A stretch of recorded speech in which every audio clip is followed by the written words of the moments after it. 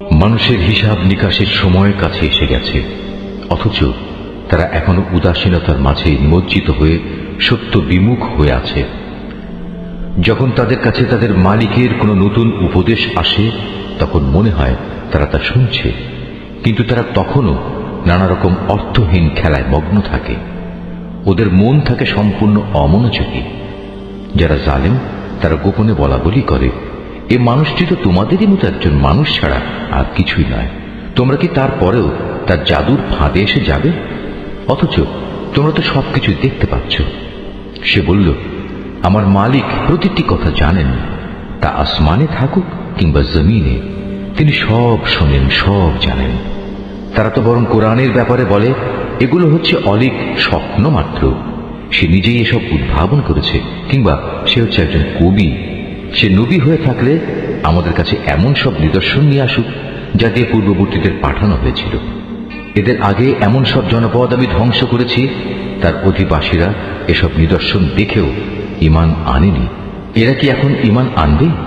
তোমার পূর্বে আমি মানুষকেই সবসময় নবী বানিয়ে তাদের কাছে পাঠিয়েছি। তোমরা যদি বিষয়টি না জানো তাহলে আগের কেতাবওয়ালাদের কাছে জিজ্ঞেস করো। আমি তাদের এমন সব দেহাবয়ব দিয়ে পয়দা করিনি যে তারা খেতে পারত না। তাছাড়া তারা কেউ এ দুনিয়ায় চিরস্থায়ী হয়েও থাকেনি। অতঃপর আমি আযাবের ওয়াদা সত্য প্রমাণিত করে দেখালাম। আযাব যখন এসে গেল তখন আমি যাদের চাইলাম শুধু তাদেরই উদ্ধার করলাম, আর জালেমদের আমি সমূলে বিনাশ করে দিলাম। হে মানুষ, আমি তোমাদের কাছে এমন একটি কিতাব নাজিল করেছি যাতে একে একে তোমাদের সবার আলোচনা রয়েছে। তোমরা কি কিছুই বুঝতে পারো না? আমি এর আগে কত জনপদকে ধ্বংস করে দিয়েছি যা ছিল আসলেই জালেম। তাদের পরে তাদের জায়গায় আমি অন্য জাতির উত্থান ঘটিয়েছি। এরা যখন আমার আযাব একান্ত সামনে দেখতে পেল তখন সেখান থেকে পালাতে শুরু করল। আমি বললাম, তোমরা আজ পালিও না, বরং ফিরে যাও তোমাদের সম্পদের কাছে ও তোমাদের বাড়ি ঘরের দিকে। সম্ভবত তোমাদের কিছু জিজ্ঞাসাবাদ করা হবে। তারা বলল, হায় দুর্ভাগ্য আমাদের, আমরা সত্যি জালেম ছিলাম। অতঃপর তারা এই আহাজারি করতেই থাকলো যতক্ষণ না আমি তাদের সমূলে ধ্বংস করে দিয়েছি। তারা হয়ে পড়ল কাটা ফসল ও নির্বাপিত আলোক রশ্মির মতো। আসমান, জমিন ও তাদের মধ্যবর্তী সব কিছুর কোনোটাই আমি খেল তামাশার জন্য পয়দা করিনি। আমি যদি নেহায়েত কোনো খেল তামাশার বিষয় বানাতে চাইতাম তাহলে আমি আমার কাছে যা নিষ্প্রাণ বস্তু আছে তা দিয়েই এ সব কিছু বানিয়ে দিতাম। বরং আমি সত্যকে মিথ্যার উপর ছুঁড়ে মারি, অতঃপর সে সত্য এ মিথ্যার মগজ বের করে দেয়। এর ফলে যা মিথ্যা তার সাথে সাথে নিশ্চিহ্ন হয়ে যায়। দুর্ভোগ তোমাদের! তোমরা যা কিছু উদ্ভাবন করছো তা থেকে আল্লাহ তাআলা অনেক পবিত্র। আসমান সমূহ ও জমিনে যা কিছু আছে সবই তো তাঁর মালিকানাধীন। তাঁর একান্ত সান্নিধ্যে যেসব ফেরেশতারা আছে তারা কখনো তার ইবাদত করতে অহংকার বোধ করে না। তারা কখনো ক্লান্তিও বোধ করে না। তারা দিবারাত্রি তাঁর পবিত্রতা ঘোষণা করে। তারা কখনো কোনো অলসতা করে না। এরা কি আল্লাহ তাআলার বদলে জমিনের কোনো কিছুকে মাবুদ বানিয়ে নিচ্ছে? এরা যাদের মাবুদ বানাচ্ছে তারা কি মৃতকে জীবিত করতে পারবে? যদি আসমান জমিনে আল্লাহ তাআলা ব্যতীত আরো অনেক মাবুদ থাকতো তাহলে কবেই জমিন আসমানের উভয়টাই ধ্বংস হয়ে যেত।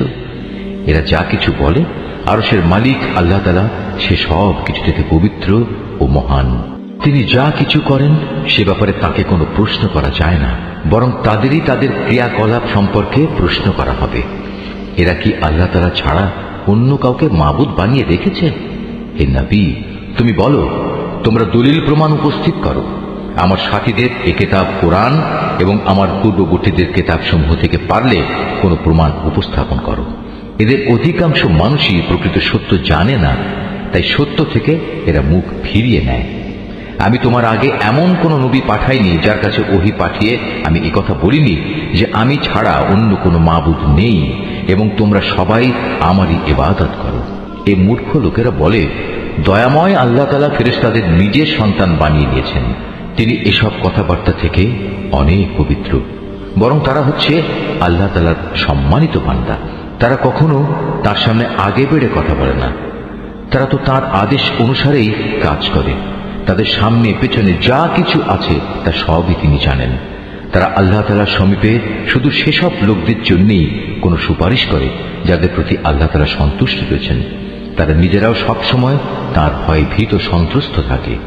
যারা অহংকারী তাদের মধ্যে যদি কেউ একথা বলে আল্লাহ তাআলার বদলে আমিই হচ্ছি মাবুদ, তাহলে তাকে আমি জাহান্নামের কঠিন শাস্তি দেব। মূলত আমি জালেমদের এভাবেই শাস্তি দেই। এরা কি দেখে না আসমান সমূহ ও পৃথিবী একসময় ওতপ্রোতভাবে মিশেছিল, অতঃপর আমি এদের উভয়কে আলাদা করে দিয়েছি এবং আমি প্রাণবান সব কিছুই পানি থেকে সৃষ্টি করেছি। এসব জানার পরেও কি তারা ঈমান আনবে না? আমি জমিনের উপর সুদৃঢ় পাহাড় সমূহ রেখে দিয়েছি যেন তা ওদের নিয়ে এদিক সেদিক নড়াচড়া করতে না পারে। এছাড়াও আমি ওতে প্রশস্ত রাস্তা তৈরি করে দিয়েছি যাতে করে তারা তাদের নিজ নিজ গন্তব্যস্থলে পৌঁছতে পারে। আমি আকাশকে একটি সুরক্ষিত ছাদ হিসেবে তৈরি করেছি, কিন্তু এই নির্বোধ ব্যক্তিরা তার অসংখ্য নিদর্শনাবলী থেকে মুখ ফিরিয়ে নেয়। আল্লাহ তাআলাই রাত, দিন, সূরজ ও চাঁদকে পয়দা করেছেন। এদের প্রত্যেকেই মহাকাশের কক্ষপথে সাঁতার কেটে যাচ্ছে।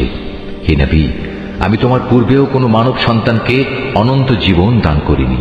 সুতরাং আজ তুমি মরে গেলে তুমি কি মনে করো তারা এখানে চিরজীবী হয়ে থাকবে? প্রতিটি জীবকেই মরণের স্বাদ গ্রহণ করতে হবে। হে মানুষ, আমি তোমাদের মন্দ ও ভালো এ উভয় অবস্থার মধ্যে ফেলেই পরীক্ষা করি, অতঃপর তোমাদের তো আমার কাছেই ফিরে আসতে হবে।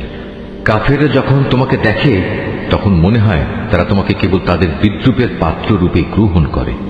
তারা তোমার দিকে ইশারা করে বলে, এ কি সে ব্যক্তি যে খারাপ কথা দিয়ে তোমাদের দেবদেবীদের মন্দভাবে স্মরণ সমালোচনা করে? অথচ এরা নিজেরাই দয়াময় আল্লাহ তাআলা স্মরণ অস্বীকার করে। আসলে মানুষকে সৃষ্টি করা হয়েছে তাড়াহুড়ো করার প্রকৃতি দিয়ে, কিন্তু আমি অচিরেই তোমাদের আমার কুদরতের নিদর্শনগুলো দেখিয়ে দেব। সুতরাং তোমরা আমার কাছে তাড়াহুড়ো কামনা করো না। তারা বলে, যদি তোমরা সত্যবাদী হও তাহলে বলো কিয়ামতের এই ওয়াদা কবে পূর্ণ হবে? কত ভালো হতো যদি এই কাফেররা সে ক্ষণটির কথা জানত যখন তারা তাদের সামনে ও তাদের পেছন থেকে আসা আগুন কিছুতেই প্রতিরোধ করতে পারবে না। সে সময় তাদের কোন রকম সাহায্যও করা হবে না। মূলত কিয়ামত তাদের উপর আসবে হঠাৎ করে, এসেই তা তাদের হতবুদ্ধি করে দেবে। তখন তাকে তারা কোনো অবস্থায় প্রতিরোধ করতে পারবে না, আর না তাদের এজন্য কোনো অবকাশ দেয়া হবে। হে নবী, তোমার আগেও অনেক রসুলকে এভাবে ঠাট্টা বিদ্রূপ করা হয়েছিল। পরে দেখা গেল তারা যা নিয়ে ঠাট্টা বিদ্রূপ করেছিল তাই তাদের পরিবেষ্টন করে নিয়েছে। হে নবী, তুমি এদের জিজ্ঞেস করো, কে তোমাদের দয়াময় আল্লাহ তাআলার আযাব থেকে রক্ষা করবে, তা রাতের বেলায় আসুক কিংবা দিনের বেলায় আসুক। কিন্তু সে কথা না ভেবেই এরা নিজেদের মালিকের স্মরণ থেকে মুখ ফিরিয়ে রেখেছে। তবে কি তাদের আরো কোনো মাবুদ আছে যারা আমার আযাব থেকে তাদের বাঁচাতে পারবে? তারা তো নিজেদেরই কোনো সাহায্য করতে পারবে না, না তারা আমার কাছ থেকে সেখানে কোনো সাহায্যকারী পাবে। মূলত আমি এদের এবং এদের পিতৃপুরুষদের যাবতীয় ভোগ সম্ভার দান করে যাচ্ছিলাম এবং এভাবে এদের উপর দিয়ে সমৃদ্ধির এক দীর্ঘ সময় অতিবাহিত হয়ে গেছে। এখন কি তারা দেখতে পাচ্ছে না আমি জমিনকে চারিদিক থেকে তাদের উপর সংকুচিত করে আনছি? তারপরেও কি তারা বিজয়ী হবে বলে আশা করে? হে নবী, তুমি বলো, আমি তো শুধু ওহী দিয়ে তোমাদের জাহান্নামের ভয় দেখাই, কিন্তু এরা হচ্ছে বধির, তাই এদের সতর্ক করা হলেও এরা সে সতর্কবাণী শুনতে পায় না। অথচ তোমার মালিকের আযাবের সামান্য কিছু অংশ যদি এদের স্পর্শ করে তখন এরা বলে উঠবে, হায় দুর্ভাগ্য আমাদের, আমরা সত্যি জালিম ছিলাম। কিয়ামতের দিন আমি ন্যায় বিচারের জন্য একটি মানদণ্ড স্থাপন করব। অতঃপর সেদিন কারো কোনো মানব সন্তানের উপরই কোন রকম জুলুম হবে না। যদি একটি শস্যদানা পরিমাণ কোনো আমলও তার কোথাও লুকিয়ে থাকে, হিসাবের পাল্লায় তা আমি যথার্থই এনে হাজির করব। হিসাব নেয়ার জন্য আমি যথেষ্ট। অবশ্য আমি মুসা ও হারুনকে ন্যায় অন্যায়ের ফয়সালাকারী একটি গ্রন্থ দিয়েছিলাম। পরহেজগার লোকদের জন্য দিয়েছিলাম আধারে চলার আলো ও জীবনে চলার উপদেশ। এটা তাদের জন্য যারা আল্লাহ তাআলাকে না দেখেও ভয় করে এবং তারা কিয়ামত সম্পর্কে ভীত সন্ত্রস্ত থাকে। আর এ হচ্ছে বরকতপূর্ণ উপদেশ। এ কোরআন আমি নাজিল করেছি, তোমরা কি এর অস্বীকারী হতে চাও? আমি আগে ইব্রাহিমকে ভালো মন্দ বিচারের জ্ঞান দান করেছিলাম এবং আমি সে সম্পর্কে সম্যক অবগত ছিলাম।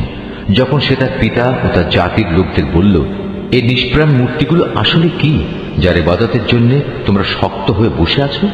তারা বলল, আমরা আমাদের পিতৃপুরুষদের এগুলোর ইবাদত করতে দেখেছি, এর চাইতে বেশি কিছু আমরা জানি না। সে বলল, এগুলোর পূজা করে তোমরা নিজেরা যেমন আজ সুস্পষ্ট গুমরাহিতে নিমজ্জিত হচ্ছ, তেমনি তোমাদের পূর্বপুরুষরাও গুমরাহিতে নিমজ্জিত ছিল। তারা বলল, তুমি কি আসলেই আমাদের কাছে কোনো সত্য নিয়ে এসেছো, না অযথাই আমাদের সাথে তামাশা করছো?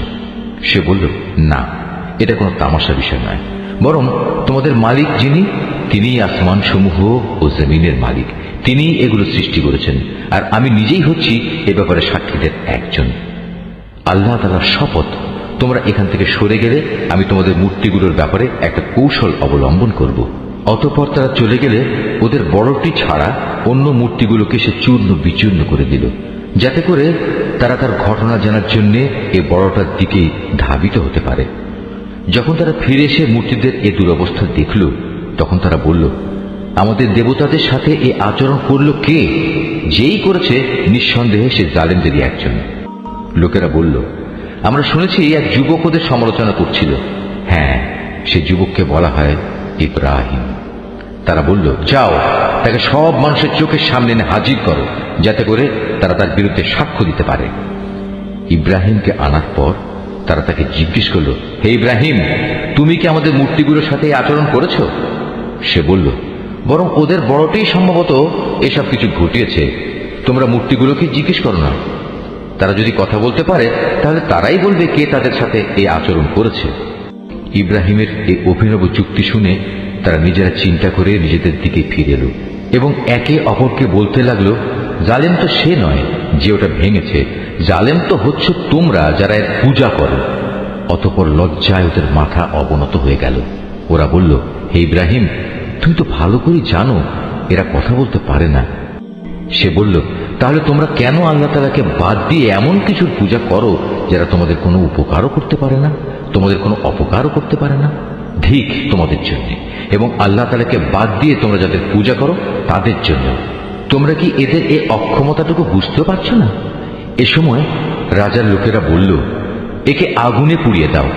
যদি তোমরা কিছু করতেই চাও তাহলে আগে গিয়ে তোমাদের মূর্তিগুলোর প্রতিশোধ গ্রহণ করো। অপরদিকে আমি আগুনকে বললাম, হে আগুন, তুমি ইব্রাহিমের জন্য শীতল ও শান্ত হয়ে যাও। ওরা তার বিরুদ্ধে একটা ফন্দি আঁকতে চাইল, আর আমি তাদের উল্টো ক্ষতিগ্রস্ত ও ব্যর্থ করে দিলাম। অতঃপর আমি তাকে এবং আমার নবী লূতকে উদ্ধার করে এমন এক দেশে নিয়ে গেলাম যেখানে আমি দুনিয়াবাসীর জন্য অনেক কল্যাণ রেখেছি। অতঃপর আমি ইব্রাহিমকে তার ছেলে হিসাবে ইসহাক দান করলাম, তারপর আরো দান করলাম পুত্র হিসেবে ইয়াকুব। এদের সবাইকেই আমি ভালো মানুষ বানিয়েছিলাম। আমি তাদের দুনিয়ার মানুষদের নেতা বানিয়েছিলাম। তারা আমার নির্দেশ অনুসারে মানুষকে সুপথ দেখাতো, নেক কাজ করা, নামাজ প্রতিষ্ঠা করা ও যাকাত দেওয়ার জন্য আমি তাদের কাছে ওহী পাঠিয়েছি। তারা সর্বত্রই আমার আনুগত্য করত। ইব্রাহিমের মতো আমি লূতকেও প্রজ্ঞা দান করেছিলাম। তাকেও আমি এমন একটি জনপদ থেকে উদ্ধার করে এনেছি যার অধিবাসীরা অশ্লীল কাজ করত। সত্যি তারা ছিল জঘন্য বদ ও গুনাহগার জাতি, আর আমি তাকে আমার অনুগ্রহ ভাজন করেছি। উপরন্তু সে ছিল একজন সৎ কর্মশীল নবী। হে নবী, তুমি নূহের কাহিনীও তাদের শোনাও। নূহ যখন আমাকে ডেকেছিল ইব্রাহিমেরও আগে, তখন আমি তার ডাকে সাড়া দিয়েছিলাম এবং তাকে ও তার পরিবার পরিজনদের আমি এক মহাসংকট থেকে উদ্ধার করেছিলাম। আমি তাকে এমন এক জাতির মোকাবেলায় সাহায্য করেছিলাম যারা আমার আয়াতসমূহ অস্বীকার করেছিল। আসলে তারা ছিল বড় খারাপ জাতের লোক। অতঃপর আমি তাদের সবাইকে মহাপ্লাবনে ডুবিয়ে দিয়েছি। দাউদ ও সুলাইমানের ঘটনাও তাদের শোনাও। যখন তারা একটি ক্ষেতের ফসলের মোকদ্দমায় রায় প্রদান করছিল, মোকদ্দমাটা ছিল এমন, রাতের বেলায় মানুষদের কিছু মেষ অন্য মানুষদের খেতে ঢুকে তা তছনছ করে দিল। আমি নিজেও তাদের সাথে বিচার পর্ব পর্যবেক্ষণ করছিলাম। অতঃপর আমি সঠিক রায় যা তা সুলাইমানকে বুঝিয়ে দিয়েছিলাম। অবশ্য আমি তাদের উভয়কে প্রজ্ঞা ও জ্ঞান দান করেছিলাম। আমি পাহাড়, পর্বত এবং পাক পাখালিকেও দাউদের অনুগত করে দিয়েছিলাম, যেন তারাও তার সাথে আল্লাহ তাআলার পবিত্রতা ও মহিমা ঘোষণা করতে পারে। আর আমি এসব কিছু ঘটাচ্ছিলাম। আর আমি তাকে তোমাদের যুদ্ধে ব্যবহারের জন্য বর্ম বানানোর শিক্ষা দিয়েছি, যাতে তোমরা তোমাদের যুদ্ধের সময় পরস্পরের আক্রমণ থেকে নিজেদের বাঁচাতে পারো। তারপরেও কি তোমরা আমার শুকরগুজার হবে না? আমি প্রবল হাওয়াকে সুলাইমানের জন্য বশীভূত করে দিয়েছিলাম। তা তার আদেশে সে দেশের দিকে ধাবিত হতো যেখানে আমি প্রভূত কল্যাণ রেখে দিয়েছি। মূলত আমি প্রতিটি বিষয়ের ব্যাপারে সম্যক অবগত আছি। শয়তানদের মাঝে তার কিছু জিন অনুসারী তার জন্য সমুদ্রের ডুবুরির কাজ করত। তার জন্য এছাড়াও এরা বহু কাজ আঞ্জাম দিত। তাদের রক্ষক তো আমিই ছিলাম। স্মরণ করো, যখন আইয়ুব তার মালিককে ডেকে বলেছিল, হে আল্লাহ, আমাকে এক কঠিন অসুখে পেয়ে বসেছে, আমায় তুমি নিরাময় করো, কেননা তুমি হচ্ছ দয়ালুদের সর্বশ্রেষ্ঠ দয়ালু। অতঃপর আমি তার ডাকে সাড়া দিলাম। তার যে কষ্ট ছিল তা আমি দূর করে দিলাম। তাকে যে শুধু তার পরিবার পরিজনই ফিরিয়ে দিলাম তা নয়, বরং তাদের সবাইকে আমার কাছ থেকে বিশেষ দয়া এবং আমার বান্দাদের জন্য উপদেশ হিসেবে আরো সমপরিমাণ অনুগ্রহ দান করলাম। আরো স্মরণ করো ইসমাইল, ইদ্রিস ও জুলকিফলের কথা। এরা সবাই আমার ধৈর্যশীল বান্দাদের অন্তর্ভুক্ত। আমি তাদের আমার রহমতের মধ্যে দাখিল করলাম, কেননা তারা ছিল নেককার মানুষদের দলভুক্ত। স্মরণ করো জুন্নুনের কথা। যখন সে রাগ করে নিজের লোকজনদের ছেড়ে বের হয়ে গিয়েছিল, সে মনে করেছিল আমি বুঝি তাকে ধরতে পারবো না। অতঃপর আমি যখন তাকে সত্যি সত্যি ধরে ফেললাম, তখন সে মাছের পেটের অন্ধকারে বসে আমাকে এই বলে ডাকলো, হে আল্লাহ তাআলা, তুমি ব্যতীত কোনো মাবুদ নেই, তুমি পবিত্র, তুমি মহান। অবশ্যই আমি সীমা লঙ্ঘনকারীদের অন্তর্ভুক্ত হয়ে পড়েছি। অতঃপর আমি তার ডাকে সাড়া দিলাম এবং তাকে তার মানসিক দুশ্চিন্তা থেকে আমি উদ্ধার করলাম। আর এভাবেই আমি আমার মোমেন বান্দাদের সব সময় উদ্ধার করি। আরো স্মরণ করো জাকারিয়ার কথা। যখন সে তার মালিককে ডেকে বলেছিল, হে আমার মালিক, তুমি আমাকে একা নিঃসন্তান করে রেখে দিও না, তুমি হচ্ছ উৎকৃষ্ট মালিকানার অধিকারী। অতঃপর আমি তার জন্য সাড়া দিয়েছিলাম। তাকে দান করেছিলাম নেক সন্তান ইয়াহিয়া, এবং তার মনের আশা পূরণের জন্য আমি তার স্ত্রীকে বন্ধাত্ব মুক্ত করে সম্পূর্ণ সুস্থ সন্তান ধারণ উপযোগী করে দিয়েছিলাম। আসলে এই লোকগুলো হামেশাই সৎ কাজে একে অন্যের সাথে প্রতিযোগিতা করত। তারা আমাকে আশা ও ভীতির সাথে ডাকত। তারা সবাই ছিল আমার অনুগত বান্দা। স্মরণ করো সেই পুণ্যবতী নারীকে যে নিজ সতীত্ব রক্ষা করেছিল। অতঃপর তার মধ্যে আমি আমার পক্ষ থেকে এক বিশেষ সম্মানী আত্মা ফুঁকে দিলাম। এভাবে আমি তাকে এবং তার পুত্রকে দুনিয়াবাসীর জন্য এক নিদর্শন বানিয়ে দিয়েছিলাম। যাদের কথা আমি বললাম, এ হচ্ছে তোমাদেরই স্বজাতি। এরা সবাই একই জাতি, আর আমি তোমাদের সবার মালিক। অতএব তোমরা আমারই গোলামি করো। কিন্তু পরবর্তী সময় তারা নিজেদের মধ্যে মতবিরোধ করে নিজেদের দ্বীনের বিষয় টুকরো টুকরো করে ফেলল। অথচ এদের সবার জানা উচিত, এরা আজ যত মতবিরোধী করুক না কেন, সর্বশেষে সবাইকে এক হয়ে আমার কাছেই ফিরে আসতে হবে। কোনো ব্যক্তি যদি মোমেন অবস্থায় কোনো নেক কাজ করে, তাহলে তার সৎ পথে চলার এই প্রচেষ্টা কিছুতেই অস্বীকার করা হয় না, কেননা আমি তার জন্য তার প্রতিটি কাজই লিখে রাখি। এটা কখনো সম্ভব নয় যে যে জাতিকে আমি একবার ধ্বংস করে দিয়েছি তারা আবার তাদের ধ্বংস পূর্ব অবস্থায় ফিরে আসবে, যে পর্যন্ত না কিয়ামতের নিদর্শন ইয়াজুজ ও মাজুজকে ছেড়ে দেয়া হবে এবং ওরা প্রতিটি উচ্চভূমি থেকে পতঙ্গের মতো নিচের দিকে বেরিয়ে আসতে থাকবে, এবং কিয়ামতের ব্যাপারে আমার অমোঘ প্রতিশ্রুতি আসন্ন হয়ে আসবে। তা আসতে দেখে যারা এতদিন একে অস্বীকার করেছিল তাদের চক্ষু স্থির হয়ে যাবে। তারা বলবে, হায়, কতই না দুর্ভোগ আমাদের! আমরা এই দিনটি সম্পর্কেই উদাসীন ছিলাম, বরং আমরা সত্যিই ছিলাম বড় জালেম। তখন তাদের বলা হবে, তোমরা এবং তোমাদের সে সব কিছু যাদের তোমরা আল্লাহর বদলে মাবুদ বানাতে, সবাই জাহান্নামের ইন্ধন হবে। আজ তোমাদের সবাইকে সেখানে পৌঁছতে হবে। তারা যদি সত্যিই মাবুদ হতো যাদের তোমরা গোলামি করতে, তাহলে আজ তারা কিছুতেই জাহান্নামে প্রবেশ করত না। উপাস্য উপাসক সবাই তাতে চিরকাল ধরে অবস্থান করবে। এদের জন্য সেখানে শুধু শাস্তির চিৎকারই অবশিষ্ট থাকবে। এই চিৎকার ছাড়া তারা সেখানে অন্য কিছুই শুনতে পাবে না। অপরদিকে যাদের জন্য আমার কাছ থেকে অনন্ত কল্যাণ নির্ধারিত হয়ে আছে, অবশ্যই তাদের জাহান্নাম ও তার আযাব থেকে অনেক দূরে রাখা হবে। তারা তাদের সুখের ঘরে বসে ভয়াবহ চিৎকারের ক্ষীণতম শব্দও শুনতে পাবে না।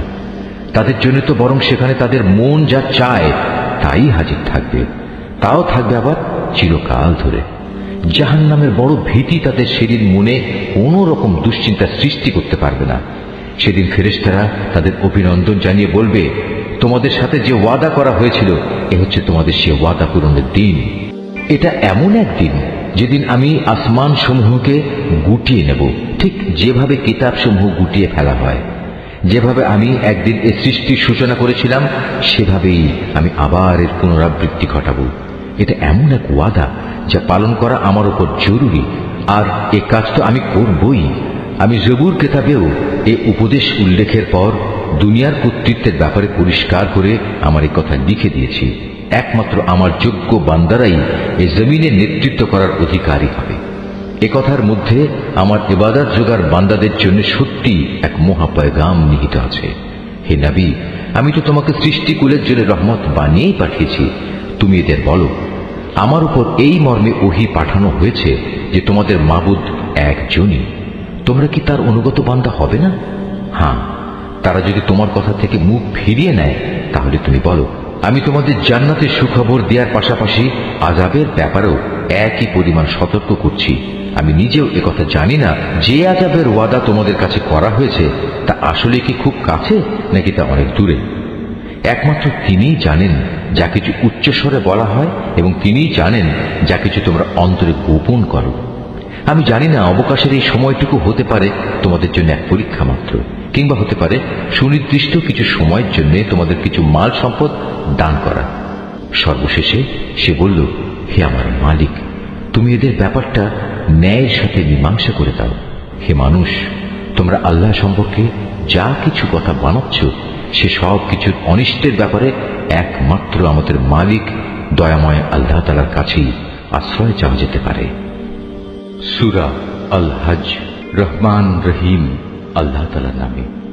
হে মানুষ, তোমরা তোমাদের মালিককে ভয় করো, কেননা কিয়ামতের কম্পন হবে একটি ভয়ঙ্কর ঘটনা। সেদিন তোমরা দেখবে বুকের দুধ খাওয়াচ্ছে এমন প্রতিটি নারী ভয়াবহ আতঙ্কে তার দুগ্ধপোষ্যকে ভুলে যাবে। প্রতিটি গর্ভবতী নারী তার গর্ভস্থিত সন্তানের বোঝা ফেলে দেবে। মানুষকে যখন তুমি দেখবে তখন তোমার মনে হবে তারা বুঝি কিছু নেশাগ্রস্ত মাতাল, কিন্তু তারা আসলে কেউই নেশাগ্রস্ত নয়, বরং এটা হচ্ছে এক ধরনের আযাব। আল্লাহ তাআলার আযাব অত্যন্ত ভয়াবহ। মানুষের মধ্যে কিছু মূর্খ লোক আছে যারা না জেনে না বুঝে আল্লাহ তাআলার শক্তি ক্ষমতা সম্পর্কে তর্ক বিতর্ক করে এবং সে প্রতিটি বিদ্রোহী শয়তানের আনুগত্য করে। অথচ তার উপর আল্লাহ তাআলার এ ফয়সালা তো হয়েই আছে যে যে কেউ তাকে বন্ধু হিসেবে গ্রহণ করবে সে নির্ঘাত গোমরা হয়ে যাবে, আর এই গোমরাহি তাকে জাহান্নামের প্রজ্বলিত আগুনের শাস্তির দিকে নিয়ে যাবে। হে মানুষ, পুনরুত্থান দিবস সম্পর্কে যদি তোমাদের মনে কোনো সন্দেহ থাকে তাহলে তোমরা আমার সৃষ্টি প্রক্রিয়া ভেবে দেখো। আমি তোমাদের প্রথমত মাটি থেকে, অতঃপর শুক্র থেকে, অতঃপর রক্তপিণ্ড থেকে, তারপর মাংসপিণ্ড থেকে পয়দা করেছি, যা আকৃতি বিশিষ্ট হয়ে সন্তানে পরিণত হয়েছে কিংবা আকৃতি বিশিষ্ট না হয়ে নষ্ট হয়ে গেছে, যেন আমি তোমাদের কাছে আমার সৃষ্টি কৌশল প্রকাশ করে দিতে পারি। অতঃপর আরো লক্ষ্য করো, আমি শুক্র বিন্দু সমূহের মাঝে যাকে পূর্ণ মানুষ বানাতে চাই তাকে জরায়ুতে একটি সুনির্দিষ্ট সময় পর্যন্ত অবস্থান করাই। অতঃপর আমি তোমাদের একটি শিশু হিসেবে সেখান থেকে বের করে আনি। অতঃপর তোমরা তোমাদের পূর্ণ যৌবনে পদার্পণ করো। তোমাদের মধ্যে কেউ বয়ঃপ্রাপ্তির আগেই মরে যায়, আবার তোমাদের অকর্মণ্য বৃদ্ধ বয়স পর্যন্ত পৌঁছে দেওয়া হয়, যেন অনেক কিছু জানার পরেও তার অবস্থা এমন হয় সে কিছুই বুঝি এখন আর জানে না। সৃষ্টি প্রক্রিয়ার আরেকটি দিক দেখো, শুষ্ক ভূমি। অতঃপর আমি যখন তার উপর আসমান থেকে পানি বর্ষণ করি তখন তা সরস ফলে ফুলে তাজা হয়ে ওঠে। অতঃপর তা সর্বপ্রকার নয়নাভিরাম উদ্ভিদ উদ্গত করে। এগুলো এজন্যই ঘটে, আল্লাহ তাআলা হচ্ছেন অমোঘ সত্য। তিনি মৃতকে জীবন দান করেন এবং সব কিছুর উপর তিনি একক ক্ষমতাবান। অবশ্যই কিয়ামত আসবে, তাতে বিন্দু মাত্র সন্দেহ নেই। যারা কবরে শুয়ে আছে আল্লাহ তাআলা অবশ্যই তাদের পুনরুত্থিত করবেন। তারপরেও মানুষদের মধ্যে এমন কিছু আছে যে ব্যক্তি কোন রকম জ্ঞান, পথনির্দেশ ও দীপ্তিমান কেতাব প্রদত্ত তথ্য ছাড়াই আল্লাহ তাআলার ব্যাপারে ধৃষ্টতাপূর্ণ বিতণ্ডা শুরু করে, যাতে মানুষদের আল্লাহর পথ থেকে গোমরাহ করে দিতে পারে। যে ব্যক্তি এমন করে তার জন্য দুনিয়াতে রয়েছে লাঞ্ছনা ও অপমান। শুধু তাই নয়, কিয়ামতের দিন আমি তাকে জাহান্নামের আগুনের কঠিন শাস্তিও আস্বাদন করাবো। আমি তাকে বলবো, এ হচ্ছে তোমার সেই কর্মফল যা তোমার হাত দুটো আগেই এখানে পাঠিয়ে দিয়েছে। আর আল্লাহ তাআলা নিজ বান্দাদের প্রতি কখনো এত বড় জালেম নন। মানুষের মধ্যে এমন কিছু আছে যে ঈমানের একান্ত প্রান্ত সীমার উপর থেকে আল্লাহ তাআলার ইবাদত করে। যদি এতে তার কোনো পার্থিব উপকার হয় তাহলে সে ঈমানের ব্যাপারে নিশ্চিত হয়ে যায়। কিন্তু যদি কোনো দুঃখ কষ্ট তাকে পেয়ে বসে তাহলে তার মুখ পুনরায় কুফরির দিকে ফিরে যায়। এভাবে সে দুনিয়াও হারায় এবং আখিরাতও হারায়। আর এটা হচ্ছে আসলেই এক সুস্পষ্ট ক্ষতি। এই নির্বোধ ব্যক্তিরা আল্লাহর বদলে এমন কিছুকে ডাকে যা তার কোনো অপকারও করতে পারে না, উপকারও করতে পারে না। এটা হচ্ছে এক চরমতম গোমরাহী। ওরা এমন কিছুকে ডাকে যার ক্ষতি তার উপকারের চেয়ে বেশি নিকটতর। কত নিকৃষ্ট এদের অভিভাবক, কত নিকৃষ্ট সে অভিভাবকের সহচর। পক্ষান্তরে যারা আল্লাহ তাআলার উপর ঈমান আনে এবং নেক কাজ করে, আল্লাহ তাআলা তাদের এমন এক জান্নাতে প্রবেশ করাবেন যার পাদদেশে সুপ্রিয় ঝর্ণাধারা প্রবাহিত হবে। অবশ্যই আল্লাহ তাআলা যা চান তাই করেন। যদি কেউ মনে করে আল্লাহ তাআলা যাকে নবুয়ত দিয়েছেন তাকে দুনিয়া ও আখিরাতে কোনো সাহায্যই করবেন না, তাহলে নিজের পরিতৃপ্তির জন্য সে যেন আসমান পর্যন্ত একটি রশি ঝুলিয়ে নেয়, অতঃপর আসমানে গিয়ে যেন ওহী আগমনের ধারা কেটে দিয়ে আসে। তারপর নিজেই যেন দেখে নেয় যে জিনিসের প্রতি তার এত আক্রোশ, তার এই কৌশল তা দূর করতে পারে কিনা। এভাবেই সুস্পষ্ট নিদর্শনের মাধ্যমে আমি কোরআনটা নাজিল করেছি। আল্লাহ তাআলা যাকে চান সঠিক পথের হেদায়েত দান করেন। যারা আল্লাহর উপর ঈমান এনেছে, যারা ইহুদি হয়ে গেছে, যারা ছিল সাবী, যারা খ্রিস্টান ও অগ্নিপূজক, সর্বোপরি যারা আল্লাহর সাথে শিরক করেছে, কিয়ামতের দিন আল্লাহ তাআলা এদের সবার জান্নাত ও দোজখের ফয়সালা করে দেবেন। অবশ্যই আল্লাহ তাআলা প্রত্যেক বস্তুই পর্যবেক্ষণ করছেন। তুমি কি এ বিষয়টির প্রতি লক্ষ্য করনি? যত সৃষ্টি আসমান সমূহে আছে, যত আছে জমিনে, সব কিছুই আল্লাহ তাআলাকে সাজদা করছে। সাজদা করছে সূর্য, চন্দ্র, তারকারাজি, পর্বতসমূহ, বৃক্ষলতা, জমিনের উপর বিচরণশীল সব জীব জন্তু। সর্বোপরি মানুষের মধ্যেও অনেকে তাকে সাজদা করছে। এ মানুষদের অনেকের উপর নাফরমানির কারণে আল্লাহর আযাব অবধারিত হয়ে আছে। আসলে আল্লাহ তাআলা যাকে অপমানিত করেন তাকে সম্মান দেওয়ার কেউই থাকবে না। অবশ্যই আল্লাহ তাআলা তাই করেন যা তিনি ইরাদা করেন। এ হচ্ছে বিপরীতমুখী দুটো দল, যারা নিজেদের মালিকের ব্যাপারে একে অন্যের সাথে বিতর্ক করল। অতঃপর এদের মধ্যে যারা আল্লাহ তাআলাকে অস্বীকার করে তাদের পরিধান করানোর জন্য আগুনের পোশাক কেটে রাখা হয়েছে। শুধু তাই নয়, তাদের মাথার উপর সেদিন প্রচন্ড গরম পানি ঢেলে দেওয়া হবে।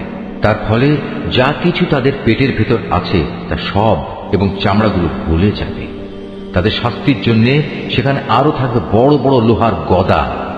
যখনই তারা দোজখের তীব্র যন্ত্রণায় অস্থির হয়ে তা থেকে বেরিয়ে আসতে চাইবে, তখনই তাদের পুনরায় ধাক্কা দিয়ে তাতে ঠেলে দেয়া হবে। বলা হবে, জ্বলনের প্রচন্ড যন্ত্রণা আজ তোমরা আস্বাদন করো। এরা ছিল বিতর্কের প্রথম দল, যারা আল্লাহ তাআলাকে অস্বীকার করেছে। বিতর্কের দ্বিতীয় দল, যারা আল্লাহ তাআলার উপর ঈমান এনেছে এবং নেক কাজ করেছে, আল্লাহ তাআলা অবশ্যই তাদের এমন এক জান্নাতে প্রবেশ করাবেন যার তলদেশে অমেয় ঝর্ণাধারা প্রবাহমান থাকবে, যেখানে তাদের সোনার কাঁকন ও মুক্তা দিয়ে বানানো মালা দ্বারা অলঙ্কৃত করা হবে। উপরন্তু সেখানে তাদের পোশাক হবে রেশম। এসব পুরস্কার তাদের এ কারণেই দেয়া হবে যে দুনিয়ায় তাদের ভালো কথার দিকে হেদায়েত করা হয়েছিল এবং মহাপ্রশংসিত আল্লাহ তাআলার পথ তাদের দেখানো হয়েছিল এবং তারা যথাযথ তা মেনেও নিয়েছিল। যারা নিজেরা কুফরি করে এবং অন্যদেরও আল্লাহর পথে চলতে বাধা দেয় মানুষদের মসজিদুল হারামের তাওয়াফ ও জিয়ারত থেকে, যাকে আমি স্থানীয় অস্থানীয় নির্বিশেষে সব মানুষের জন্য একই রকম মর্যাদার স্থান বানিয়েছি, এমন লোকদের মনে রাখতে হবে যারা তাতে হারাম শরীফে ইচ্ছাপূর্বক দ্বীন বিরোধী কাজ করবে। আমিও তাদের সবাইকে কঠিন আযাব আস্বাদন করাবো। হে নবী, স্মরণ করো যখন আমি ইব্রাহিমকে এই কাবা ঘর নির্মাণের জন্য স্থান ঠিক করে দিয়েছিলাম, তখন তাকে আদেশ দিয়েছিলাম, আমার সাথে অন্য কাউকে শরীক করো না। আমার এই ঘরকে তাদের জন্য পবিত্র রেখো, যারা এর তাওয়াফ করবে, যারা এখানে নামাজের জন্য দাঁড়াবে, রুকু করবে, সাজদা করবে। তাকে আরো আদেশ দিয়েছিলাম, তুমি মানুষদের মাঝে হজের ঘোষণা প্রচার করে দাও, যাতে করে তারা তোমার কাছে পায়ে হেঁটে ও সর্বপ্রকার দুর্বল উটের পিঠে আরোহণ করে ছুটে আসে দূর দূরান্তের পথ অতিক্রম করে, যাতে করে তারা তাদের নিজেদেরই ফায়দার জন্য সময় মতো এখানে এসে হাজির হয় এবং নির্দিষ্ট দিনসমূহে কোরবানি করার সময় তার উপর আল্লাহ তাআলার নাম নেয় যা তিনি তোমাদের দান করেছেন। অতঃপর কোরবানির এই গোশত থেকে কিছু তোমরা নিজেরা খাবে, দুস্থ এবং অভাবগ্রস্তদেরও তার কিছু অংশ দিয়ে আহার করাবে। অতঃপর তারা যেন এখানে এসে তাদের যাবতীয় ময়লা কালিমা দূর করে, নিজেদের মানতসমূহ পুরা করে, বিশেষ করে এ প্রাচীন ঘরটির তাওয়াফ করে। এ হচ্ছে কাবা ঘর বানানোর উদ্দেশ্য। যে কেউই আল্লাহ তাআলার নির্ধারিত পবিত্র অনুষ্ঠান মানার সম্মান করে, এটা তার জন্য তার মালিকের কাছে একটি উত্তম কাজ বলে বিবেচিত হবে। একথা মনে রেখো, সেসব জন্তু ছাড়া যাদের কথা কোরআনে উল্লেখ করা হয়েছে, অন্য সব চতুষ্পদ জন্তুই তোমাদের জন্য হালাল করা হয়েছে। অতএব তোমরা এখন মূর্তি পূজার অপবিত্রতা থেকে বেঁচে থেকো এবং বেঁচে থেকো সব ধরনের মিথ্যা কথা থেকে। আল্লাহ তাআলার প্রতি নিষ্ঠাবান হও, তার সাথে কাউকে শরীক করো না। আর যে ব্যক্তি আল্লাহ তাআলার সাথে অন্য কাউকে শরীক করে, তার অবস্থা হচ্ছে সে যেন আসমান থেকে ছিটকে পড়ল, অতঃপর মাঝ পথেই কোনো পাখি যেন তাকে ছোঁ মেরে নিয়ে গেল, কিংবা আসমান থেকে জমিনে পড়ার আগেই বাতাস তাকে উড়িয়ে নিয়ে দূরের কোনো অজ্ঞাতনামা স্থানে ফেলে দিল, যেখানে কিছুই সে দেখতে পেল না। এ তো মুশরিকদের পরিণাম। অপরদিকে কেউ আল্লাহ তাআলার নিদর্শন সমূহকে সম্মান করলে তা তার অন্তরের পরহেজগারির মধ্যেই শামিল হবে। হে মানুষ, এসব পশু থেকে তোমাদের জন্য এক নির্দিষ্টকাল পর্যন্ত নানাবিধ উপকার গ্রহণ করার ব্যবস্থা রয়েছে। অতঃপর কোরবানির নিয়ত করলে মনে রেখো, তাদের কোরবানির স্থান হচ্ছে প্রাচীন ঘরটির সন্নিকটে। প্রত্যেক জাতির জন্য আমি পশু কোরবানির এই নিয়ম করে দিয়েছি, যাতে করে সেই জাতির লোকেরা সেসব পশুর উপর আল্লাহ তাআলার নাম নেয় যা তিনি তাদের দান করেছেন। সুতরাং তোমাদের মাবুদ তো হচ্ছেন একজন, অতএব তোমরা তাঁরই সামনে আনুগত্যের মাথা নত করো। হে নবী, তুমি আমার বিনীত বান্দাদের সাফল্যের সুসংবাদ দাও। এ বিনীত বান্দা হচ্ছে তারা যাদের সামনে আল্লাহ তাআলার নাম স্মরণ করা হলে ভয়ে তাদের অন্তরাত্মা কেঁপে ওঠে। যত বিপদ মুসিবত তাদের উপর আসুক না কেন, যারা তার উপর ধৈর্য ধারণ করে, নামাজ প্রতিষ্ঠা করে, সর্বোপরি আমি তাদের যে রিজিক দান করেছি তা থেকে তারা আমারই পথে ব্যয় করে।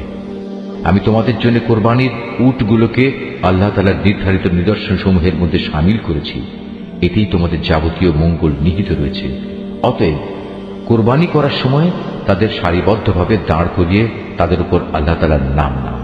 অতঃপর জবাই শেষে তা যখন একদিকে পড়ে যায়, তখন তোমরা তার গোশত থেকে নিজেরা খাও, যারা এমনি আল্লাহর রিজিকে সন্তুষ্ট আছে তাদের, এবং যারা তোমার কাছে সাহায্য প্রার্থী হয়, এদের সবাইকে খাওয়াও। এভাবেই আমি এদের তোমাদের অধীন করে দিয়েছি, যাতে তোমরা এজন্য আল্লাহ তাআলার শুকর আদায় করতে পারো। আল্লাহ তাআলার কাছে কখনো কোরবানির গোশত ও রক্ত পৌঁছায় না, হ্যাঁ, তার কাছে তোমাদের তাকওয়াটুকুই পৌঁছায়। এভাবে আল্লাহ তাআলা এদের তোমাদের অধীন করে দিয়েছেন, যাতে যে দিনের পথ তিনি তোমাদের দেখিয়ে দিয়েছেন তার সে উপকারের জন্য তোমরা তার মাহাত্ম্য বর্ণনা করতে পারো। হে নবী, নিষ্ঠার সাথে যারা নেক কাজ করে তুমি তাদের জান্নাতের সুসংবাদ দাও। যারা আল্লাহ তাআলার উপর ঈমান আনে, আল্লাহ তাআলাই তাদের জালেমদের থেকে রক্ষা করেন। এতে সন্দেহ নেই, আল্লাহ তাআলা কখনো বিশ্বাসঘাতক ও নাশকর বান্দাকে ভালোবাসেন না। যাদের বিরুদ্ধে কাফিরদের পক্ষ থেকে যুদ্ধ চালানো হচ্ছিল, তাদেরও এখন যুদ্ধ করার অনুমতি দেয়া গেল, কেননা তাদের উপর সত্যি জুলুম করা হচ্ছিল। নিঃসন্দেহে আল্লাহ তাআলা এই মজলুমদের সাহায্য করতে সম্পূর্ণ সক্ষম। এরা হচ্ছে কতিপয় মজলুম মানুষ, যাদের অন্যায়ভাবে নিজেদের ঘর বাড়ি থেকে বের করে দেয়া হয়েছে, শুধু এই কারণে যে তারা বলেছিল আমাদের মালিক হচ্ছেন আল্লাহ তাআলা। যদি আল্লাহ তাআলা মানব জাতির এক দলকে আরেক দল দিয়ে শায়েস্তা না করতেন, তাহলে দুনিয়ার বুক থেকে খ্রিস্টান সন্ন্যাসীদের উপাসনালয় ও গির্জাসমূহ বিধ্বস্ত হয়ে যেত, ধ্বংস হয়ে যেত ইহুদিদের ইবাদতের স্থান ও মুসলমানদের মসজিদ সমূহ, যেখানে বেশি বেশি পরিমাণে আল্লাহ তাআলার নাম নেওয়া হয়। আল্লাহ তাআলা অবশ্যই তাকে সাহায্য করেন। যে আল্লাহ তাআলা দ্বীনে সাহায্য করে, অবশ্যই আল্লাহ তাআলা শক্তিমান ও পরাক্রমশালী।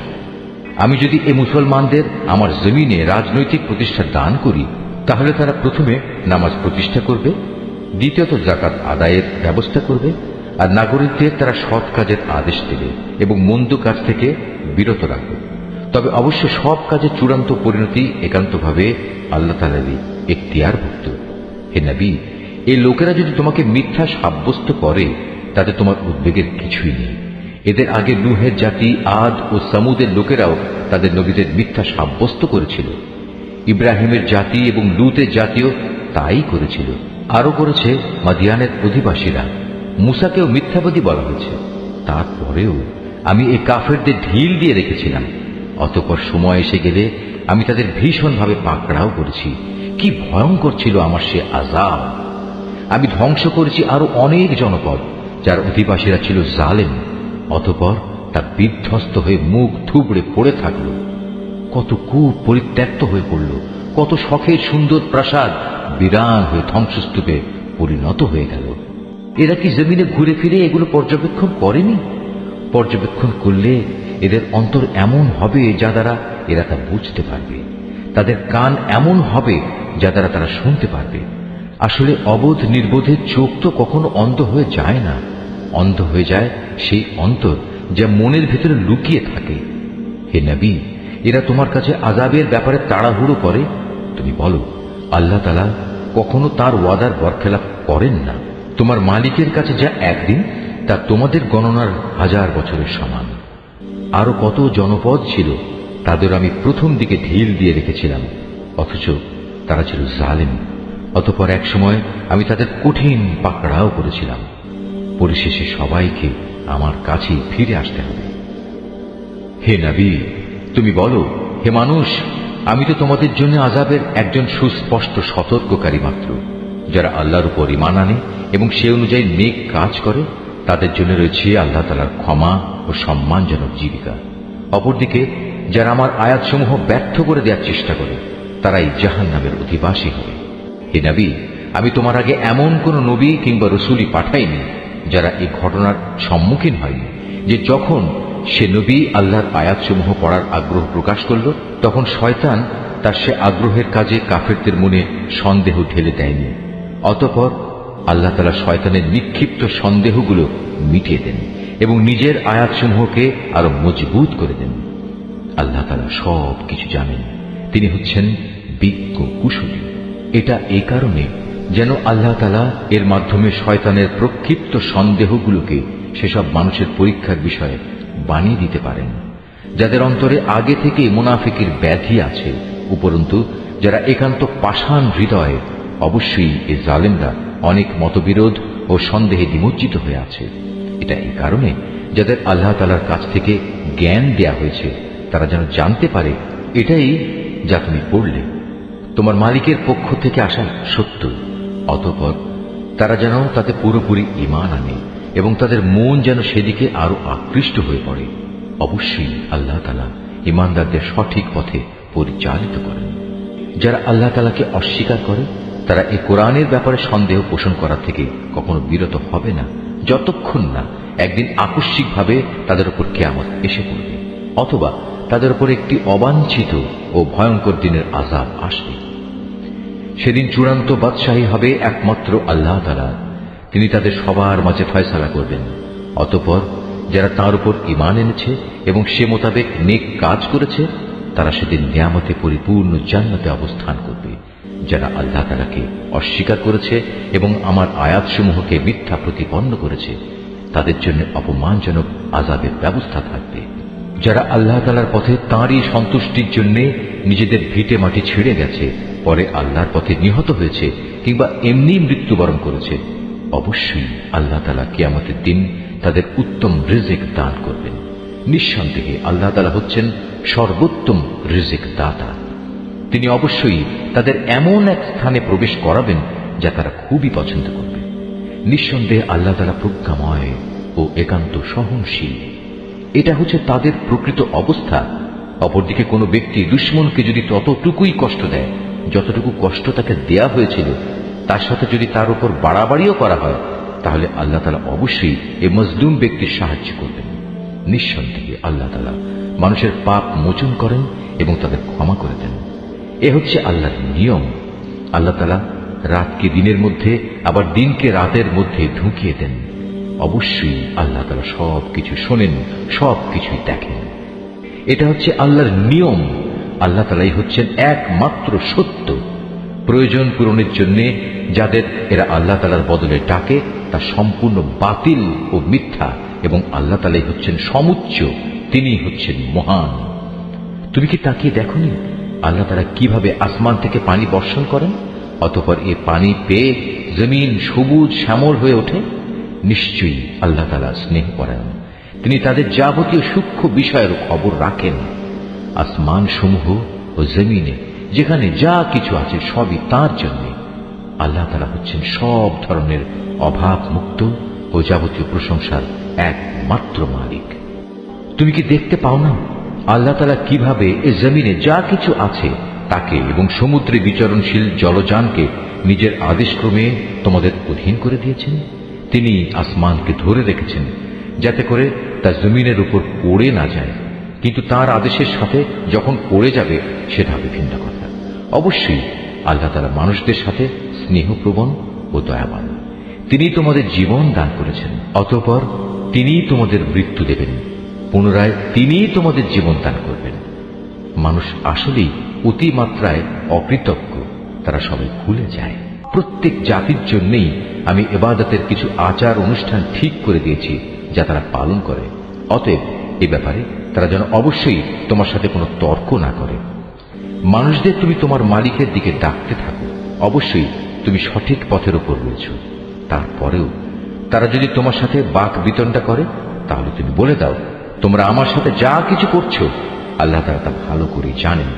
তোমরা যেসব বিষয় নিয়ে নিজেদের মধ্যে মতবিরোধ করছো, কিয়ামতের দিন আল্লাহ তাআলা তোমাদের মধ্যকার সেসব বিষয়ের চূড়ান্ত ফয়সালা করে দেবেন।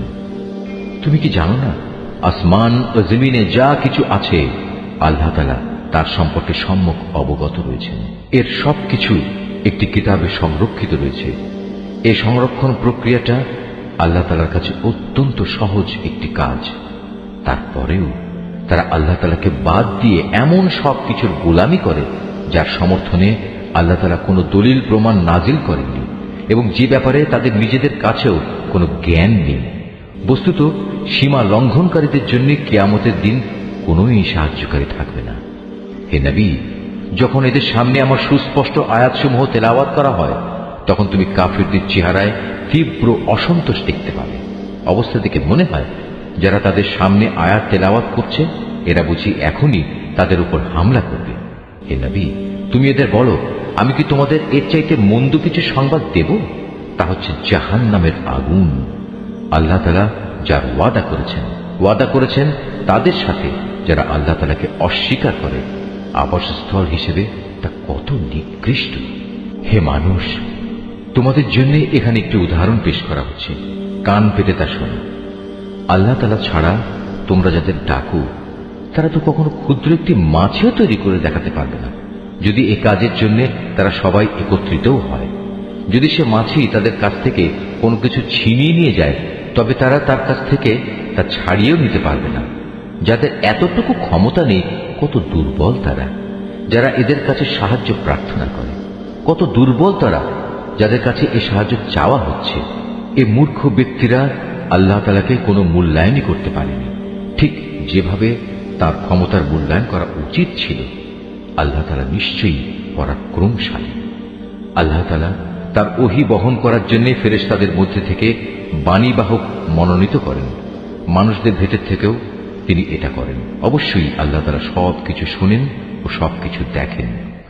তাদের সামনে যা আছে তা যেমনি তিনি জানেন, তেমনি জানেন তাদের পেছনে যা আছে তাও, কেননা একদিন তার কাছেই সব কিছুকে ফিরে যেতে হবে।